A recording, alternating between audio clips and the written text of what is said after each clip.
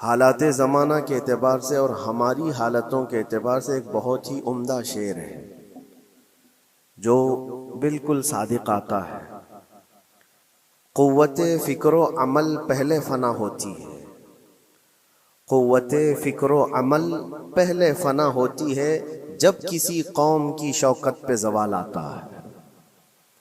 यूं ही कोई कौम नहीं मरती, किसी कौम के ऊपर ज़वाल आता है तो सबसे पहले उस कौम के अंदर सोचने समझने की सलाहियत ख़त्म हो चुकी होती है, तब जाकर के ज़वाल आता है। आज इस शेर को मैं पढ़ता हूँ तो महसूस होता है कि हमारी कौम पर यह शेर सादिक आता है।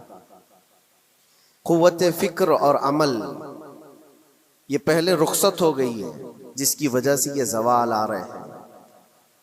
लोग अब हादसों पर बैठ करके चर्चा करते हैं, हादसा होने से पहले जो फिक्र होनी चाहिए वो मफकूद है। घर जलने के बाद फिर मीटिंग करने का मतलब क्या है? उससे सेफ्टी के लिए पहले से इंतजामात हों तो उसको लायक व फायक और दानिशमंदी समझा जाएगा। आज के वही हालात है मेरे अजीजों। आपको पता है कुछ कौमें ऐसी हैं जो फ्यूचर प्लानिंग के लिए 100 साल के बाद का सोचती हैं, जबकि ये इस्लाम का हिस्सा था। नबी कौनैन सल्लल्लाहु अलैहि वसल्लम ने 1400 साल बाद होने वाली चीज़ों की पेशेनगोई फरमाई कि नहीं फरमाई? अल्लाह के नबी सल्लल्लाहु अलैहि वसल्लम ने 1000 साल बाद पैदा होने वाली चीज़ों को पहले से बताया था कि नहीं? ये सारी चीज़ें नबी आखिरुज़्ज़मान सल्लल्लाहु अलैहि वसल्लम ने जो बताया, मतलब यही था कि उस वक्त के लोगों को जरूरत तो नहीं थी उन हालात की, फिर भी हुजूर उनको बता रहे थे सहाबा को। आज जो चीजें पैदा होने वाली हैं वो रसूल पाक को पता था, 1000 साल बाद होने वाली चीजें, लेकिन उस वक्त के सहाबा को ये बातें क्यों बताई जा रही थी? उनके हालात तो उस वक्त के नहीं थे वैसे। उसके बावजूद नबी पाक सल्लल्लाहु अलैहि वसल्लम ने उनको 1000 साल बाद होने वाली चीजों की बातें इसलिए बताई कि ये दीन इस्लाम फ्यूचर प्लानिंग के लिए कितना एक्टिव है ये समझो आगे के लिए। इसलिए बताया गया कि सहाबा अपनी औलाद को और वो अपनी औलाद को ये बात मुंतकिल करते जाएं और आने वाले हादसों से पहले से जहन प्रिपेयर रहे, तैयार रहे। दज्जाल के फितने का जिक्र कितनी मर्तबा हदीस पाक में आया। उम्मत को नबी पाक सल्लल्लाहु अलैहि वसल्लम ने यूं ही नहीं छोड़ दिया। दज्जाल का फितना आएगा, याजूज माजूज का फितना आएगा, ये सारी चीजें बताई गई कि नहीं? हर मुसलमान तकरीबन जानता है आखिर जमाने में एक बहुत बड़ा फितना दज्जाल की सूरत में जाहिर होगा। तो ये बातें इतने 100 सालों से चल रही है कि जहन तैयार है उस फितने को कि अगर ऐसा फितना आया तो ईमान पर डटे रहना है, जमे रहना है। ये बात होती है आगे आने वाले हादसात से कौम को बाखबर रखना। आज जो हालात हैं, जब कभी कोई चीज लुट जाए तो सारे लोग सड़कों पर आ जाएंगे या फिर किसी नशिस्तगाह पर बैठ करके रात भर मीटिंग करके चले जाएंगे। ये हादसे होने के बाद के जो हालात हैं ये वही चीजें दर्शा रही हैं कि क़ुव्वत फ़िक्र अमल फना हो गई है। क़ियादत हमारे यहाँ मफकूद है, किसी एक कायद के तहत कोई सारी कौम आना नहीं चाहती। आप क्या समझते हैं कि जो हमारे साथ हालात पेश आ रहे हैं, कभी मस्जिदों को लेकर, कभी खानकाहों को लेकर, कभी बुजुर्गों के नाम को लेकर, अब हमारे वक्फ की जायदाद को लेकर, ये सारे जो मामलात हैं ये अचानक आने वाली चीजें नहीं हैं। भांप लिया गया है तुम्हारी पूरी तबीयत को, तुम्हारे मिजाज को, कि फिक्र अमल की कुव्वत इनकी खत्म हो चुकी है। इनको 2 चंद चीजों में ही राजी किया जा सकता है। दुनिया ये समझ रही है, जिसकी वजह से खिलवाड़ पर खिलवाड़ होते चले जा रहे हैं, और उनको ये भी पता है कि ये कुछ ना कर सकेंगे। मेरे अजीजों, आप नाउम्मीद और मायूस ना हो कि हमसे कुछ नहीं होगा। अल्लाह करीम चाहे तो एक बंदे से भी पूरी धरती पर जलजला ला सकता है। अल्लाह करीम की जात पर यकीन और तवक्कुल रखो। सरकार गरीब नवाज हिंदुस्तान आए थे तो बहुत बड़ी फौज लेकर नहीं आए थे, अल्लाह की जात पर भरोसा करके आए थे और 90 लाख लोगों के दिलों में चिराग इस्लाम जला दिया था। वो यकीन और तवक्कुल के साथ आए थे। आज लोगों के दिलों के अंदर जो मायूसी और नाउमीदी डाली जा रही है कि कुछ होगा नहीं, अभी कुछ करने से कुछ नहीं होगा, ये नाउमीदी और मायूसी तुम्हारी तबीयत में क्यों आई? क्या तुम्हारा रब तबारक व तआला की जात पर यकीन कमजोर हो गया? अगर ये इस तरह की बीमारी आई है तो फिर बदर पढ़ लेना। जब रसूल पाक सल्लल्लाहु अलैहि वसल्लम के साथ वो सहाबा जा रहे थे, उनको अच्छी तरह पता था कि सामने आने वाली फौज कितनी ताकत लेकर आ रही है। 1000 लोग आ रहे हैं, हाथी घोड़े उनके पास, हथियार और असबाब उनके पास है, खाने पीने की मजे की सारी चीजें लेकर के आ रहे थे मक्का वाले। और इधर सहाबा नंगे पैर हैं, 313 के पास 4 घोड़े हैं, पैदल चले आ रहे हैं, छांव लेने के लिए कोई जगह तक नहीं है उनके पास।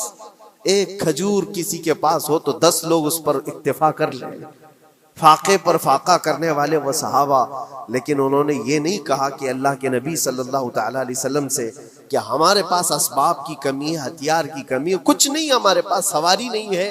बगैर सवारी के 180 किलोमीटर मदीने से चल करके वो बदर पहुंचे थे, बदर तक पहुंचे थे। और उस वक्त अपनी सारी मेहनतें, अपनी सारी कुव्वतें उन्होंने जमीन पर लाकर रख दी। फिर बदर के मैदान में जब पहुंचे तब अल्लाह करीम की बारगाह में दुआ किया था मेरे मुस्तफ़ा ने, ऐ अल्लाह अगर इस निहत्ती कौम को तूने फतह नहीं दी तो फिर क़यामत तक इस रुए जमीन पर सजदा करने वाला कोई नहीं होगा। ये महबूबाना अंदाज था मेरे मुस्तफ़ा का। वो दुआ मदीने में बैठ करके भी तो कर सकते थे। 180 किलोमीटर दूर इतनी मुसीबत में धूप में चल करके जाने की क्या बात थी? नंगे पैर सहाबा गए हैं, फाके पर फाका किए हुए। वो मदीने में बैठकर दुआ करते तो क्या रहमतुल लिल आलमीन की दुआ कबूल नहीं होती? लेकिन मुस्तफ़ा करीम सल्लल्लाहु अलैहि वसल्लम ने ये मिजाज दिया है, पहले फिक्र अमल मैदान में लाओ फिर दुआ करो, अल्लाह की मदद आती है। यहां हम बैठ करके यहीं से दुआ करते हैं, कुछ करना नहीं है, बदलना नहीं है और फिक्र अमल को लाना नहीं है, तो फिर सिर्फ यहाँ बैठ करके दुआ करना, ये तो मेरे अजीजों औरतों को इससे जिम्मेदारी दी गई है कि तुम मैदान अमल में आ नहीं सकती, तुम अपने घरों से दुआ करो अपने भाइयों के लिए। लेकिन ये काम तो अब सारे मर्दों ने भी ले लिया है। बहरहाल कुव्वत फिक्र अमल पहले फना हो जाती है जब किसी कौम की शौकत पे ज़वाल आता है। आज ये जो सारे मामलात हम देख रहे हैं, इसकी एक खास वजह मैं आपको बताना चाहता हूँ। आज से तकरीबन 8-9 साल पहले मेरा एक बयान भी रिकॉर्ड मौजूद है, काफी दिनों तक वो चलता रहा। मेरी अपनी बात नहीं थी, सिराजुल उम्मह इमाम गजाली रहमतुल्लाह तआला अलैह उन्होंने लिखा था कि उम्मत पर अगर एक ऐसा वक्त आ जाए जब उनके सामने उनके नबी को गालियां दी जा रही हो और उम्मत कुछ न करे, तो फिर वो इंतजार करे कि अनकरीब वो वक्त भी उनके ऊपर आने वाला है जब उनकी माओं, बेटियों और सब इज्जतों को बाजार में नीलाम किया जाएगा और ये कुछ नहीं कर सकेंगे। वो दिन आ जाएंगे। बेसिक वजह वहां से शुरू हुई कि लोग अपने ऐश और इशरत में कुछ कमी ना कर सके। बारगाह मुस्तफ़ा सल्लल्लाहु अलैहि वसल्लम की गुस्ताखियां खुलेआम होती रही और उस पर हम लोग जिस तरह के हालात देखते रहे। बहुत सारे लोग तो मुझको ये कहते थे, मुझसे ये कहते थे, क्या जरूरत है आपको बोलने की, हालात देख नहीं रहे आप? जालिमो, तुमको अगर कोई छोटी सी माँ की गाली दे दे तो तुम बिफर जाते हो और उसके ऊपर आसमान तोड़ने की बात करते हो। और हम अपने नबी पाक सल्लल्लाहु अलैहि वसल्लम से करोड़ों माओं से ज्यादा मोहब्बत करते हैं।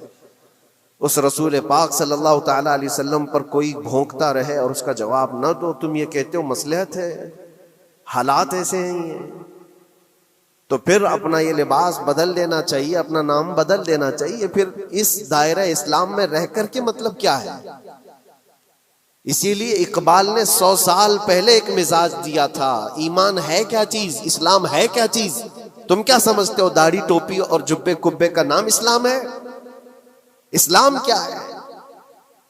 इकबाल ने कहा था कि बारगाह मुस्तफ़ा सल्लल्लाहु तआला अलैहि वसल्लम के कदमों तक अपने आप को पहुंचा दो। यही दीन है, यही दीन है। गर्भ ऊना रसीदी तमाम अबू लहबीस। और अगर तुम वहां तक नहीं पहुंच सके तो जिंदगी अबू लहब की तरह। दीन ये है, आबरूए मां ज़नामे मुस्तफ़ास्त। हम सब की इज्जत और आबरू हुजूर के नाम से जुड़ी हुई है, उनके नाम से जुड़ी हुई है हमारी इज्जत और आबरू। और तुम उस नाम की हिफाजत नहीं कर सकोगे तो आगे ये सब चीजें आने वाली हैं जो आ रही हैं। आज लोग आज वावेला मचा रहे हैं। ये बात याद रखना, शैतान कभी फजर की नमाज के लिए उठा नहीं सकता, और अगर उठा रहा है तो फिर उसका कोई मकसद है। शैतान और नमाज, आज सत्ता उनके पास है, ताकत उनके पास है, हुकूमत उनके पास है, डिपार्टमेंट उनके पास है, सब कुछ, जुडिशरी, हर चीज उनके पास हो। वो क्या कर रहे हैं उससे मुझे मतलब नहीं। मैं आपसे ये पूछना चाहता हूं, मुझे रहजनों से गरज नहीं, तेरी रहबरी का सवाल है। तुम खैर उम्मत हो, रसूल पाक की उम्मत में हो। तुम्हारी भूमिका जिसको कहा जाता है, तुम्हारी यहाँ पर जिंदगी के मामलात, ये बहुत ज्यादा अहमियत के हामिल हैं। तुम कैसे बन सकते हो आज? इसीलिए कुरान पाक की आयत मैंने शुरू में तिलावत की। रब्बे जुल जलाल फरमाता है, इन्नल्लाह ला युगय्यिरु मा बिकौमिन हत्ता युगय्यिरु मा बिअनफुसिहिम। बेशक अल्लाह ताला उस वक्त तक किसी कौम की हालत नहीं बदलता जब तक वो कौम खुद अपनी हालत बदलने की कोशिश नहीं करती। जब तक अपनी हालत बदलना नहीं चाहते उस वक्त तक अल्लाह तबारक व तआला नहीं बदलेगा। व इज़ा अरादल्लाहु बिकौमिन सूअन फला मरद्द लह। और अल्लाह ताला का ये जलाल भरा इरशाद तो सुनो, ये 13वें पारे की सूरह राअद की आयत है। अल्लाह करीम फरमाता है, और जब अल्लाह किसी कौम के साथ सख्ती का मामला करना चाहे, पकड़ करना चाहे, तो फिर कोई ताकत उसको टाल नहीं सकेगी। रब तबारक व तआला जब किसी कौम पर अजाब लाना चाहे तो कोई उसको टाल नहीं सकेगा। तो बदलो। इसीलिए अक्सर ये कहा जाता, मैं तो अपनी तकरीरों में जो चंद मुझे चीजें याद रहती हैं वो अर्ज किए देता हूँ। बाकी मुझे शेर व शायरी ज्यादा याद नहीं रहती, लेकिन जो दिल पे लगती हैं बातें वो जहन में महफूज हो जाती हैं। किसी शायर ने कहा था, जगह जगह के थक चुके हैं तुम्हें ये हंगामे, नशाते लज्जते ख्वाबे गिरां बदल डालो। क्या मतलब है?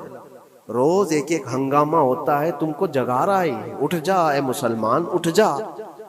नशाते लज्जते ख्वाबे गिरां बदल डालो। लंबी नींद सोने की जो आदत पड़ी हुई है, इस मजे को बदल डालो। गलत रवि से मनाजिल का बौद बढ़ता है, मुसाफिरों रविशे कारवां बदल डालो। शायर ने कहा है, इधर उधर की लय में चलते रहोगे तो मंजिल लंबी हो जाएगी। जिस रास्ते पर तुम्हें चलना है, अगर बार बार इधर उधर मुड़ते रहोगे, गलत रवि इसको कहते हैं, गलत चलने से मनाजिल का बहुत बढ़ता है, मंजिल लंबी हो जाती है। जहां पहुंचना था वहां पहुंच ही नहीं पाओगे। इसीलिए शायर कहता है, मुसाफिरों रविशे कारवां बदल डालो। काफिले के चलने का जो तरीका है इसको बदल लो तुम। ये पूरी की पूरी बात हम पर फिट होती है। चलने का अंदाज बदल डालो है नौजवान।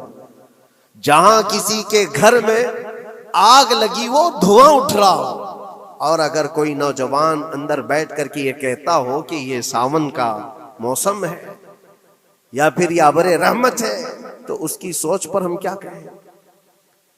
जहां आज पूरी कौम कसम पुरसी के आलम में हो, उम्मत मोहम्मदिया के ये हालात आज देख रहे हैं, रोजाना देख रहे हैं। तुम शेयर तो करते हो, हर जगह शेयर करते हो, और सारे रील्स पर तुम जो देखते हो वो हंगामे रोज, सिर्फ हिंदुस्तान के नहीं पूरी दुनिया भर के फिलिस्तीन के मजलूम बच्चों की लाशें देखते हो और शेयर करके आगे बढ़ जाते हो।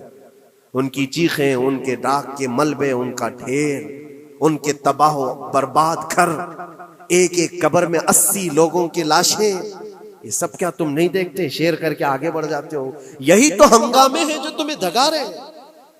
जगह जगह के थक चुके हैं तुम्हें ये हंगामे। हंगामे खुद ही थक गए, ये उठता नहीं है, उठता नहीं है। एक दौर वो था 100 साल पहले का, जब यहां पर मौजूद अंग्रेज इस कौम को देखकर ये कहने पर मजबूर हो गया था, ये फाका कश मौत से डरता नहीं जरा, भूखों पर भूखा रहता है लेकिन मौत से डरता नहीं। रूह मोहम्मदी इसके बदन से निकाल दो। रूह मोहम्मदी इनके बदन में थी। अंग्रेज थरथराते थे, इस कौम का कोई जवाब ही नहीं है। सबसे ज्यादा अगर किसी चीज से डराया जा सकता है तो मौत से, और ये कौम ऐसी है कफन तो अपने कंधे पर लेकर घूमती है, जहां मौत आ जाए सो जाए। ये फाका कश मौत से डरता नहीं जरा, रूह मोहम्मदी इसके बदन से निकाल दो। ये किसकी बात थी? अंग्रेजों की बात थी। और आज हालात बदल गए हैं। सारा का सारा जमाना तुम पर आज भूखे भेड़िया की तरह झपट पड़ा हुआ है। और इन हालात में मैं आपसे सवाल करता हूं, एक तरफ तेज आंधियां चल रही, एक तरफ घर के अंदर आग लगी हुई, एक तरफ भूख और प्यास की शिद्दत सता रही है, एक तरफ तुम्हारे भाई बहनों की बीमारियां सता रही है। जब इतने सारे मामलात हो तो ऐ नौजवानों बताओ तुम क्या करोगे उस वक्त? रात भर बैठकर गेम खेलोगे? क्या ये गेम खेलने का वक्त है? उस नौजवान पर क्या ये अफसोस नहीं होता कि उसके पूरी उम्मत के हालात ऐसे हैं कि बच्चों की चीखें निकल रही हैं और इसको पबजी से फुर्सत नहीं है, रील बनाने से फुर्सत नहीं है, ये मुजरे करता हुआ घूम रहा है। मस्जिदें वीरान क्यों है, खाली क्यों है? तुमने मस्जिदों को वीरान रखा तो मस्जिदें तबाह होने शुरू हो गई, दूसरों की नजर होने लग गई और इस पर लोगों की गलत नजरें पड़ने लग गई। आ जाओ ऐ मुसलमानों, मेरे मुस्तफ़ा करीम सल्लल्लाहु तआला अलैहि वसल्लम की हिदायत पर एक बात चैलेंज के साथ कहता हूं, तुम्हारा नाम अगर नबी पाक सल्लल्लाहु अलैहि वसल्लम के नाम से जुड़ा है तो ये चैलेंज के साथ मैं कहता हूं, इस रहती दुनिया में तुम्हें पूरी ताकतें मिलकर वो इज्जत नहीं दे सकती जो मेरे मुस्तफ़ा के कदमों की वाबस्तगी देगी। कोई तुम्हें इज्जत नहीं दे सकता। तुम्हें वहीं आना पड़ेगा, उसी पॉइंट पर आना पड़ेगा जहां पहुंच करके खालिद बिन वलीद ने इज्जत पाई थी। उसी नुक्ते पर आकर जमा हो जाओ जहां उमर पहुंचे थे तो फारूक आजम बन गए थे। उसी नुक्ते पर आ जाओ जहां अली पहुंचे थे तो हैदर कर्रार बने थे। हर एक को इज्जत उसी बारगाह से मिली है। और जो कुछ भी मामलात हो रहे हैं उसकी एक वजह यही है, नामूसे रिसालत पर तुमने हल्केपन का इजहार किया तो फिर हमारे सारे मसले दांव पे लग जाएंगे, सारे मसले। ये तो वक्फ है, अभी देखो आगे कल तुम्हारी अजानें निशाने पर हैं, तुम्हारी जमात की नमाजें निशाने पर हैं, तुम्हारी मस्जिदें भी निशाने पर हैं कि तुम अपने घरों पर भी जुमा पढ़ सकते हो, छतों पर भी नमाजें पढ़ सकते हो। ये सब मामला आएंगे। बुर्का, हिजाब, टोपी, दाढ़ी वैसे ही चल चुके हैं मसले, हर चीज निशाने पर है। अरे तुम्हारे खाने भी निशाने पर है, तुम क्या खाओगे क्या बचाओगे ये भी निशाने पर है। ये सारे मसाइल सिर्फ इसी बुनियाद पर है, कुव्वते फिक्र अमल पहले फना होती है जब किसी कौम की शौकत पे ज़वाल आता है। और ये एक बात ये भी मैं बता दूं, इकबाल ने सच कहा था, उनके जो हम गुलाम थे खल्क के पेशवा रहे, उनसे फिरे जहां फिरा फिर आई कमी वकार। जो कुछ भी हुआ है हमारी इज्जत और वकार में कमी का मसला उनसे फिर जाने की वजह से, नबी पाक से तुम दूर हुए, ये इज्जतों और वकारों में कमी है। अजीब सी बात नहीं है, ये दोगलापन नहीं है। मैं उन नौजवानों से पूछता हूं, नबी पाक सल्लल्लाहु अलैहि वसल्लम से सच्ची मोहब्बत का इजहार करते हो, हुजूर से अपनी जान से ज्यादा मोहब्बत की बात करते हो, लेकिन जब उनके अखलाक की बात की जाए तो तुम्हें अखलाक उनके पसंद नहीं है, हुजूर पाक का चेहरा नहीं पसंद है, हुजूर पाक के लिबास तुम्हें नहीं पसंद है, तो फिर कौन सी मोहब्बत की बात करते हो? अल्लाह के रसूल सल्लल्लाहु तआला अलैहि वसल्लम से तुम बेइंतहा मोहब्बत की बात करते हो।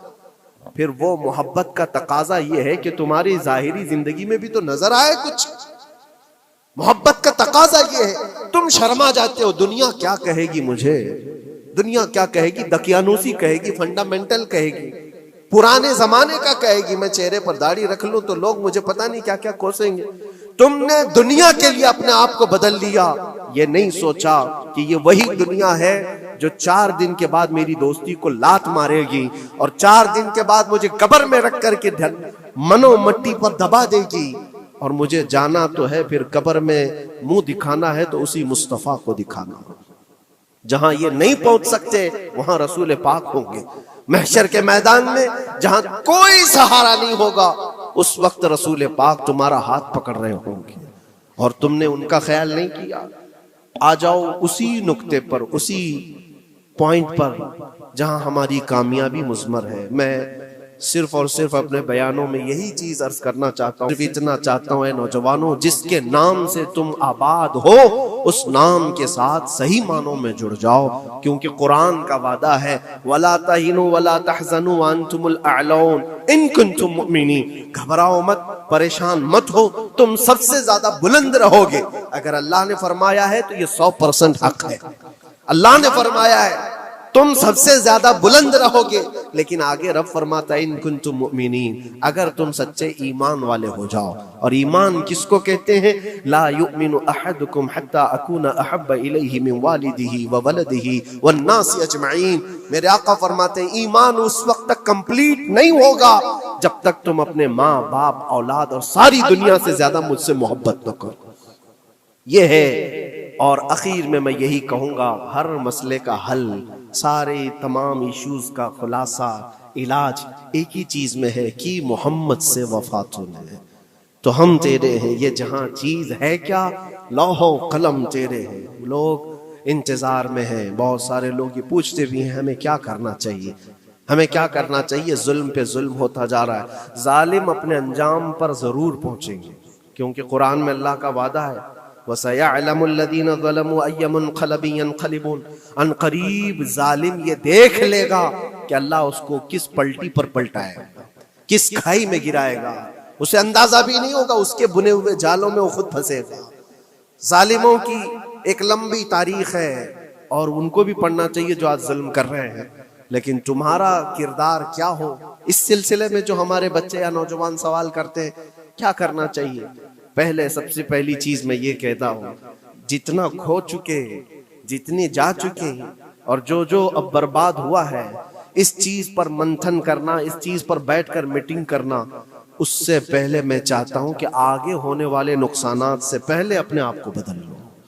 आगे जो बड़े हादसात आने वाले हैं, आगे जो बड़ी आंधियां आने वाली हैं, उससे पहले अपने दरवाजे ठीक कर लो, अपनी जिंदगियां सुधार लो। जो हो गया अभी